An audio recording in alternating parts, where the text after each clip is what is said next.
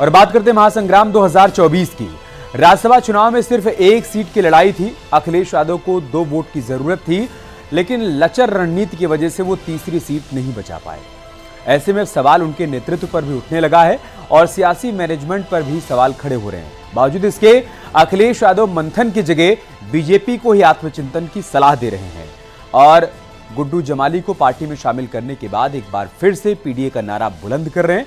आपको इसी पर एक रिपोर्ट दिखाऊंगा।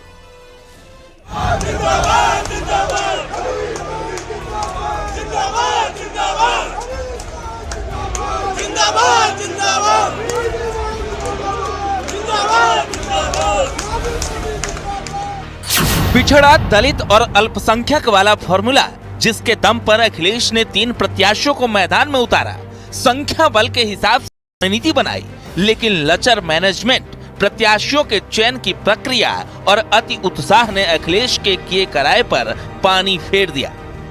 अखिलेश यादव को अपने तीसरे प्रत्याशी के लिए सिर्फ 2 वोट की जरूरत थी, लेकिन जब कुशल नेतृत्व को साबित करने का मौका मिला तो वो इस इम्तिहान में पास नहीं हो सके। राज्यसभा चुनाव में समाजवादी पार्टी को अपने प्रत्याशी को जीत तक लाने के लिए सिर्फ और सिर्फ 2 विधायकों की दरकार थी।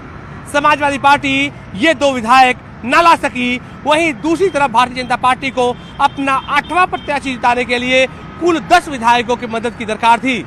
भारतीय जनता पार्टी ने न सिर्फ इस मैजिक नंबर को हासिल किया, बल्कि उनका 8वां प्रत्याशी जीत भी गया। हालांकि पीडीए पर अखिलेश का कहना है कि उनका विजन साफ है। बीजेपी जिस तरह की राजनीति कर रही है, उसे आत्ममंथन करना चाहिए। साथ ही अब बागी विधायकों को नियमों के हिसाब से सजा दी जाएगी, जिस पर बीजेपी ने भी नसीहत दी है। जहां तक पीडीए परिवार की बात है, पीडीए परिवार बढ़ता चला जाएगा। इसी की घबराहट है कि भारतीय जनता पार्टी को पार्टियों को तोड़ना पड़ रहा है और भारतीय जनता पार्टी को एक अपना गुट अलग बना देना चाहिए।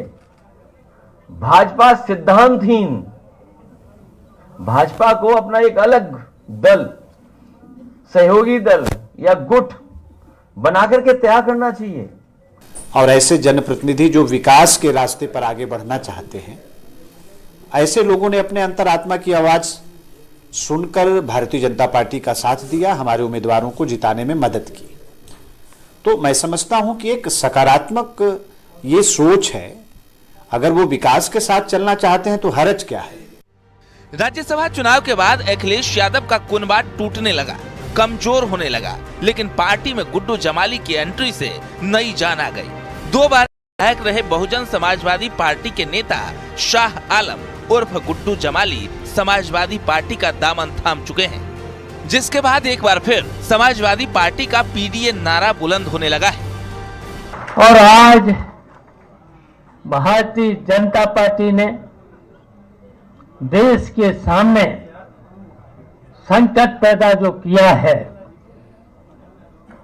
संविधान को भी जो बदलने की नियत है, और इसी के साथ साथ पूरी तरह से लोकतंत्र की जितनी भी मान्यताएं थी उनको समाप्त करने की कोशिश की है।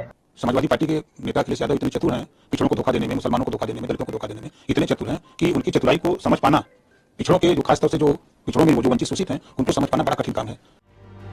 वैसे तो अखिलेश यादव के साथ साथ पूरा सैफई परिवार पीडीए को ही अपनी रणनीति का हिस्सा मान रहा है, लेकिन इस चुनाव में अखिलेश अपनी पीडीए पॉलिटिक्स में ही फंस गए हैं। जया बच्चन, आलोक रंजन पर घमासान, पल्लवी पटेल की नाराजगी सामने आई, मुस्लिम नेताओं की अनदेखी के आरोप लगे, सलीम इकबाल शेरवानी नाराज हो गए, मनोज पांडे के तेवर भी भांप नहीं पाए। तो क्या राज्यसभा के बाद लोकसभा में भी अखिलेश यादव पिछड़ा, दलित और अल्पसंख्यक वाली रणनीति के साथ आगे बढ़ेंगे, या फिर उनकी रणनीति में बदलाव होगा? क्योंकि पीडीए का परिणाम राज्यसभा चुनाव के जरिए समाजवादियों के सामने आ चुका है। Bureau report, news 18।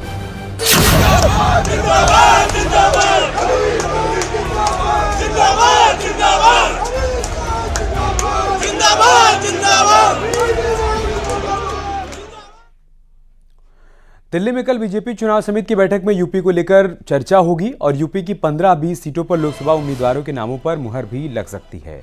बैठक में प्रधानमंत्री नरेंद्र मोदी, गृह मंत्री अमित शाह, बीजेपी अध्यक्ष जेपी नड्डा और यूपी चुनाव प्रभारी वैजयंत जयपांडा समेत चुनाव समिति के सदस्य भी शामिल होंगे। मुख्यमंत्री योगी आदित्यनाथ, दोनों उप मुख्यमंत्री केशव प्रसाद मौर्य और ब्रजेश पाठक के साथ ही यूपी बीजेपी के अध्यक्ष भूपेंद्र चौधरी और प्रदेश संगठन महामंत्री धर्मपाल भी इस बैठक में शामिल हैं।